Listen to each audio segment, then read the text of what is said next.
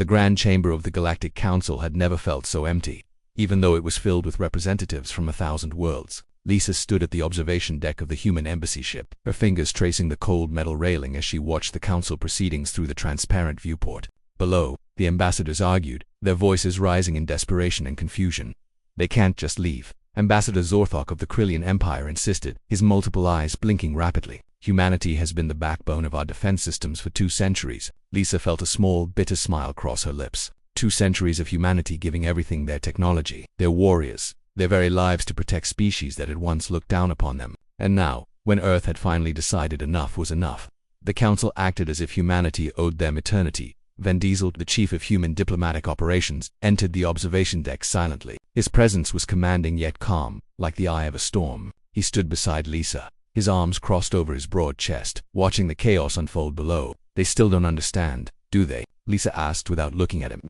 They never did, Ven replied, his deep voice carrying a weight of resignation. To them, we were always just the useful newcomers. Strong, innovative, but never quite equal.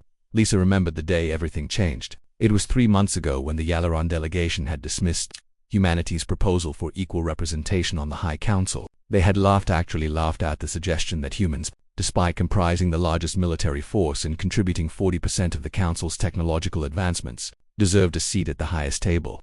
The young species needs more time to mature, they had said, their crystalline bodies shimmering with amusement. That night, Vin had called an emergency meeting with Earth's leadership. Lisa had been there, watching as the holographic faces of presidents, prime ministers, and generals flickered in the darkness. The vote was unanimous. Humanity would withdraw from the Galactic Council, not with anger or threats, but with quiet dignity.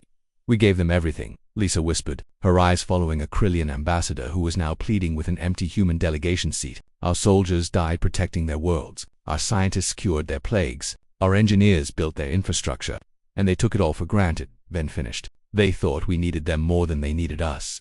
Below, the council chamber erupted into fresh chaos. Reports were flooding in from across the galaxy. Human military personnel were withdrawing from joint defense stations.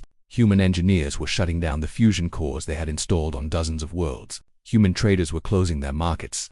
And human colonies were refusing entry to non-human ships. It wasn't an act of war. There were no threats, no ultimatums. Humanity was simply leaving. Lisa watched as Ambassador Kellera of the Solian Confederacy, a species humanity had saved from extinction just 50 years ago, collapsed into her seat. The reality was sinking in. Without human protection, the Solian worlds would fall to raiders within weeks.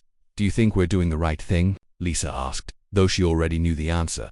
Then turned to look at her, his expression unreadable. We gave them 200 years to treat us as equals. We asked for nothing but respect. They gave us condescension and exploitation instead. He paused, his jaw tightening. Yes, Lisa, we're doing the right thing.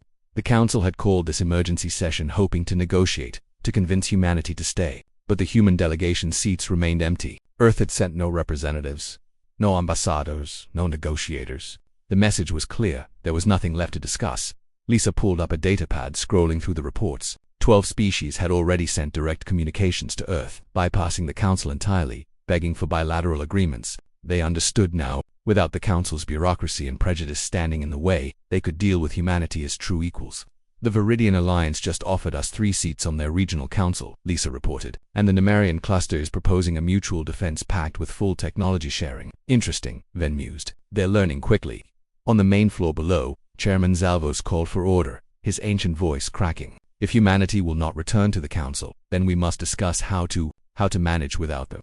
The chamber fell silent. No one had an answer. The defense grids protecting hundreds of worlds relied on human-designed systems. The trade networks that kept economies flowing were maintained by human logistics. The medical advances that had extended lifespans across the galaxy came from human research. Humanity hadn't just participated in galactic civilization. They had become its foundation. And now that foundation was walking away. Lisa watched as the reality crashed down on them. Some species were angry, others desperate, but she noticed a few the younger members. The ones who had personally worked with humans sitting quietly with understanding in their eyes. They had seen this coming. They had warned the High Council that you cannot indefinitely take advantage of those who offer friendship. How long until we're completely withdrawn? Lisa asked. 72 hours, Ben replied. Every human ship, every soldier, every diplomat will be back in human space. We'll maintain our own colonies and defense networks. The rest of the galaxy will have to figure out their own path. As the council session devolved into accusations and blame-shifting, Ven placed a hand on Lisa's shoulder. Come on, it's time to go home. They walked together through the empty corridors of the embassy ship, their footsteps echoing. Behind them, the Galactic Council continued to shatter. Piece by piece, under the weight of its own arrogance, humanity had left quietly, with dignity intact. And in that quiet departure, they had delivered the loudest message the galaxy had ever heard. Respect is not negotiable, and patience is not infinite. As their ship jumped to hyperspace, Lisa looked back one last time at the council station, growing smaller in the distance. She felt no regret, only a strange sense of freedom. Humanity was finally writing its own story, on its own terms.